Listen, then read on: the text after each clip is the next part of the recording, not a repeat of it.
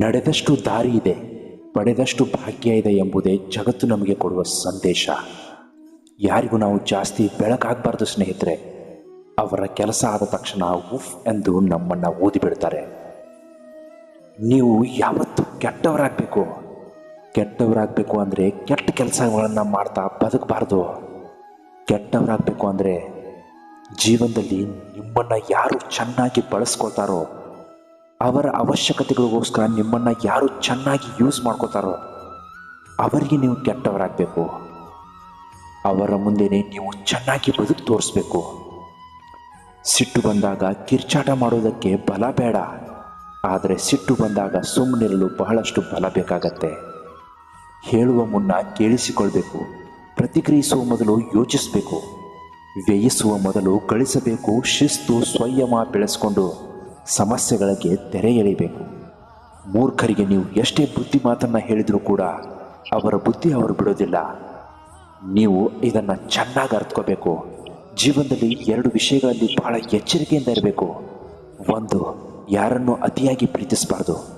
2, ಯಾರನ್ನು ಅತಿಯಾಗಿ ನಂಬಬಾರ್ದು. ನಮ್ಮ ನೋವನ್ನು ನಾವೇ ಅಳಿಸಲು ಪ್ರಯತ್ನಿಸಬೇಕು, ಬೇರೆ ಯಾರೂ ಅಳಿಸಲು ಬರೋದಿಲ್ಲ. ಯಾಕೆಂದರೆ ನಮ್ಮ ಪ್ರತಿಬಿಂಬ ನಮ್ಮನ್ನು ಮಾತ್ರ ಪ್ರತಿಬಿಂಬಿಸಲು ಸಾಧ್ಯ. ಯಾವುದು ನಿಮ್ಮ ಭಾಗ್ಯದಲ್ಲಿದೆಯೋ ಅದು ನಿಮಗೆ ಸಿಗತ್ತೆ. ಯಾವುದು ನಿಮ್ಮದಲ್ಲವೋ ಅದು ನೀವು ಎಷ್ಟೇ ಪ್ರಯತ್ನಿಸಿದರೂ ಸಿಗಲ್ಲ. ಚಿಂತೆ ಬಿಡಿ. ಜೀವನದಲ್ಲಿ ಬರುವುದೆಲ್ಲವೂ ಬಂದಂತೆ ಸ್ವೀಕರಿಸುವುದನ್ನು ಕಲ್ತ್ಕೊಳ್ಳಿ. ಸಮಯ, ನಂಬಿಕೆ ಮತ್ತು ಮರ್ಯಾದೆ ಇವು ಎಂತಹ ಪಕ್ಷಿಗಳು ಅಂದರೆ ಒಮ್ಮೆ ಹಾರಿ ಹೋದರೆ ಮತ್ತೆಂದಿಗೂ ಹಿಂದಿರುಗಿ ಬರುವುದಿಲ್ಲ. ಕೆಟ್ಟ ದಿನ, ಒಳ್ಳೆಯ ದಿನ ಇದೆರಡರ ನಡುವೆ ಇರುವ ವ್ಯತ್ಯಾಸವೇ ನಿಮ್ಮ ವರ್ತನೆ. ಅತ್ಯಂತ ಕೆಟ್ಟ ಸ್ಥಿತಿಯಲ್ಲಿ ನಮ್ಮ ಕೈ ಬಿಟ್ಟವರನ್ನ ಮತ್ತು ಅಂಥದ್ದೇ ಸಮಯದಲ್ಲಿ ನಮ್ಮ ಕೈ ಹಿಡಿದವರನ್ನು ನಾವು ನಮ್ಮ ಜೀವನದಲ್ಲಿ ಯಾವತ್ತೂ ಮರಿಬಾರ್ದು.